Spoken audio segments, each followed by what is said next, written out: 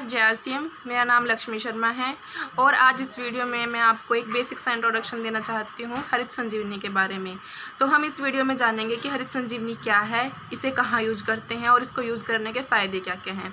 जैसे नाम से पता चल रहा है हरित संजीवनी कि ये बेसिकली एग्रीकल्चर से रिलेटेड है। तो हम देखेंगे कि एग्रीकल्चर में इसका क्या काम है और कैसे फ़ायदेमंद है ये एग्रीकल्चर के लिए। जैसे कि हम सब जानते हैं एग्रीकल्चर हमारे इंडिया का एक बेसिक व्यवसाय है। मोर देन 75% पॉपुलेशन हमारे इंडिया की किस चीज़ से रिलेटेड है, वो एग्रीकल्चर से रिलेटेड है। तो जैसे कि हम जानते हैं कि पॉपुलेशन जिस तरीके से बढ़ रही है उस तरीके से पिछले कुछ सालों में एग्रीकल्चर ग्रोथ नहीं कर पा रहा था। एग्रीकल्चर में उतना फूड ग्रेन हमें मिल नहीं पा रहा था जितना कि हमारी पॉपुलेशन ज़्यादा बढ़ रही थी। तो इसके लिए साइंटिस्ट ने क्या किया, साइंटिस्ट ने इसके लिए हाइब्रिड सीड प्रोडक्शन करवाया हाइब्रिड सीड का। तो हाइब्रिड सीड क्या करते हैं, उनका जो यील्ड होता है वो बहुत ज़्यादा होता है जो नॉर्मल जो देसी वैरायटी के यील्ड होते हैं। लेकिन उसमें एक कमी भी थी। उसमें क्या कमी थी कि जो हाइब्रिड सीड होते हैं उनको फूड ज़्यादा चाहिए था, मतलब उनको न्यूट्रिएंट ज़्यादा चाहिए थे एज़ कम्पेयर टू जो देसी वैरायटी के सीड्स थे, उनसे ज़्यादा उनको फूड चाहिए था। तो साइंटिस्ट ने ये प्रोवाइड तो करवा दिए, उसके साथ साथ उन्हें क्या बनाना पड़ा, उसके साथ उन्हें केमिकल फर्टिलाइज़र या इंसेक्टिसाइड भी बनाने पड़े। क्योंकि जो हाइब्रिड सीड थे वो यील्ड ज़्यादा दे रहे थे, फूड की ज़्यादा रिक्वायरमेंट थी, तो उन्हें नॉर्मल सीड से ज़्यादा हर एक चीज़ ज़्यादा चाहिए थी उनको। रासायनिक खाद जो कुछ भी थी सब कुछ ज़्यादा चाहिए था उनको। तो इससे क्या हुआ, लगातार कई सालों से इन केमिकल फर्टिलाइज़र का यूज़ करने से जो हमारी सॉइल है उसकी फर्टिलिटी डिक्रीज़ हो गई। उसकी फर्टिलिटी डिक्रीज़ होने के साथ साथ जो क्रॉप है उनके भी, जो सॉइल है जो क्रॉप है उनके जो बिहेवियर में बहुत ज़्यादा चेंजेस आया, बहुत ज़्यादा इफेक्ट पड़े उनके ऊपर।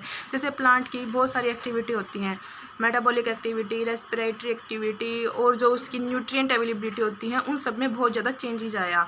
तो उस चीज़ के लिए हम जो हमारी हेल्थ है उसके ऊपर भी इफेक्ट पड़े, क्योंकि जो प्लांट बन रहे थे वो केमिकल फर्टिलाइज़र के यूज़ से ही बन रहे थे।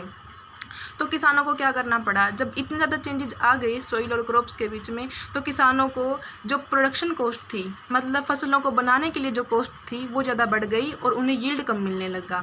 जैसे इंसेक्टिसाइड, केमिकल फर्टिलाइज़र, उनके ऊपर पैसा ज़्यादा लगता था किसानों का और जो यील्ड मिलती थी वो कम मिलती थी। तो इन सभी चीज़ों को ध्यान में देखते हुए RCM ने एक हरित संजीवनी नाम का प्रोडक्ट लॉन्च किया। उसके अंदर क्या है, वो क्यों बेनिफिशियल है और कैसे हमें इन सब नुकसानों से बचा सकता है। हरित संजीवनी एक ऐसा प्रोडक्ट है, इसके अंदर 4 पैकेट मिलते हैं हमें। 4 ये है ना, जो क्रॉप्स होती हैं उनके ऊपर अलग अलग स्टेजेस में इसको यूज़ करते हैं। जो फर्स्ट स्टेज होती है, फर्स्ट पैकेट के अंदर 250 ग्राम पाउडर होता है। 250 ग्राम पाउडर को हम कैसे करते हैं, उसको किसी भी तरीके की फसल के अंदर हम यूज़ कर सकते हैं। 250 ग्राम पाउडर को हम किसी भी तरीके के केमिकल फर्टिलाइज़र के साथ मिलाकर सॉइल के अंदर इनकॉर्पोरेट कर सकते हैं। या फिर हम क्या कर सकते हैं, 40 से 50 किलोग्राम सॉइल लेके उसके अंदर इसको अच्छे से मिक्स करके फील्ड में अप्लाई कर सकते हैं। लेकिन हाँ, ये 250 ग्राम जो पाउडर है वो सिर्फ 1 एकड़ के लिए है। इससे क्या होएगा, जो हमारी जो सॉइल है वो ज़्यादा कॉम्पैक्ट हो चुकी होती है। जो पहले इतने सालों से जो हम केमिकल फर्टिलाइज़र यूज़ करते आ रहे थे उनसे हमारी सॉइल नीचे से कॉम्पैक्ट हो गई थी, मतलब वो ज़्यादा हार्ड पैन बन गए थे उसके अंदर। और जो प्लांट की रूट्स थी वो अच्छे तरीके से उसके अंदर ग्रो नहीं हो पाती थी, उनको रुकावट होती थी अच्छे तरीके से ग्रो होने के लिए। रूट्स ग्रो नहीं होंगी तो प्लांट का जो अपर पोर्शन है वो भी अच्छे तरीके से डेवलप नहीं होगा, तो ऑब्वियसली उसकी यील्ड भी अच्छी नहीं होगी।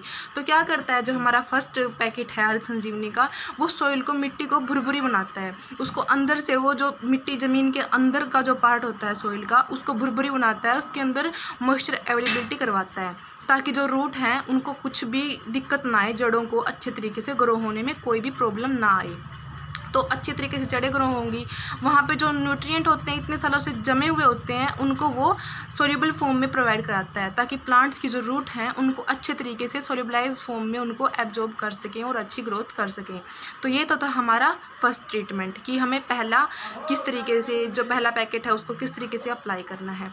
अब आते हैं सेकेंड स्टेज के ऊपर, सेकेंड पैकेट जैसे हमें पता ही है ये हरित संजीवनी अलग अलग स्टेजेस के ऊपर अप्लाई करनी होती है। जो सेकेंड पैकेट होता है वो हम करते हैं वेजिटेटिव स्टेज के ऊपर अप्लाई। वेजिटेटिव स्टेज मतलब क्या होती है, जब पौधा ग्रोथ करने लग जाता है, जो प्लांट है ना वो सोइंग के बाद ग्रोथ करने लग जाता है। तो जैसे मैं आपको एक चीज़ बताना भूल गई, जो हम पहला पैकेट ट्रीटमेंट अप्लाई करते हैं वो कब करते हैं, वो जब हम सॉइल को, मिट्टी को प्रिपेयर कर रहे होते हैं ना, मतलब क्रॉप को सोइंग के लिए, उस टाइम उसको मिट्टी में मिला के मिक्स करते हैं। या फिर हम जो 1 साल की क्रॉप होती हैं, एनुअल क्रॉप्स होती हैं जिनको हम 1 साल के अंदर ही काट लेते हैं, उनको या तो उनकी सोइंग के टाइम अप्लाई करें या उनको सोइंग के 30 दिन के अंदर अंदर भी हम उस चीज़ को अप्लाई कर सकते हैं। तो जो हम सेकंड ट्रीटमेंट कर रहे थे वेजिटेटिव स्टेज के ऊपर, ये हमें स्प्रे के तरीके से क्रॉप को देना पड़ेगा।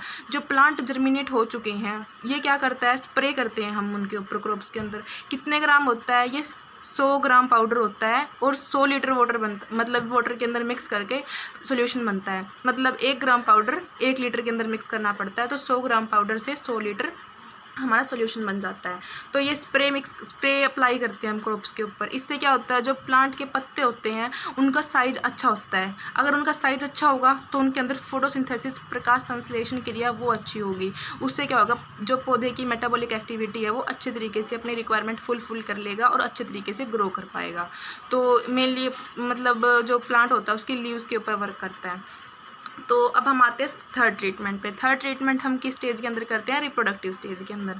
मतलब जब पौधा अपनी यौवन अवस्था के अंदर होता है, रिप्रोडक्टिव स्टेज के अंदर, उस टाइम भी कितना 150 ग्राम पाउडर होता है, 150 ग्राम पाउडर होता है। तो इसे 150 लीटर सोल्यूशन बनता है। कैसे, 1 ग्राम पाउडर को 1 लीटर वाटर के अंदर मिक्स करके हम सोल्यूशन बनाते हैं। तो इसका भी हम स्प्रे ही करते हैं।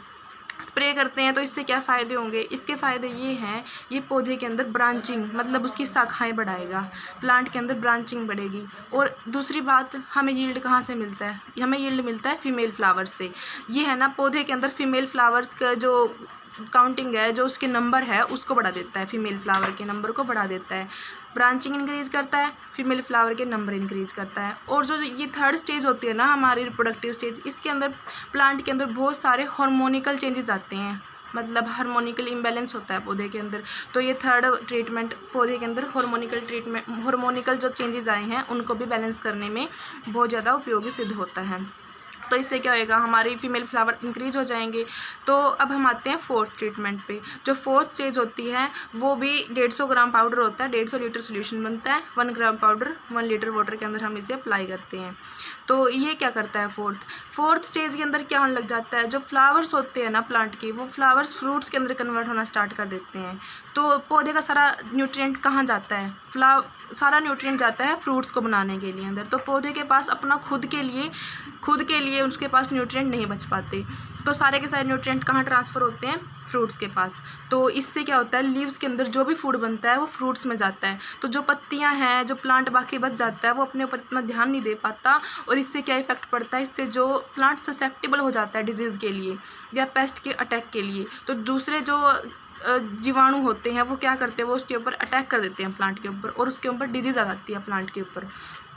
तो जो ये फोर्थ होता है, ये प्लांट को बचाता है बीमारी से, उसके अंदर रोग प्रतिरोधक क्षमता को भी इंक्रीज़ करता है, अच्छे फ्रूट बनते हैं। बेसिकली हम देखते हैं कि किसी प्लांट के अंदर नीचे वाले फ्रूट होते हैं वो बड़े होते हैं और ऊपर वाले छोटे होते हैं। ऐसा क्यों होता है, ऐसा इसीलिए होता है कि जो फोर्थ स्टेज होती है, प्लांट उसके अंदर अपने आप को न्यूट्रिएंट बैलेंस नहीं कर पाता, वो खुद के ऊपर ध्यान नहीं दे पाता, फ्रूट्स के पास ट्रांसफ़र करता है। इसीलिए जो फोर्थ ट्रीटमेंट होता है ये हमें इसी चीज़ में हेल्प करने में मतलब मददगार सिद्ध होता है।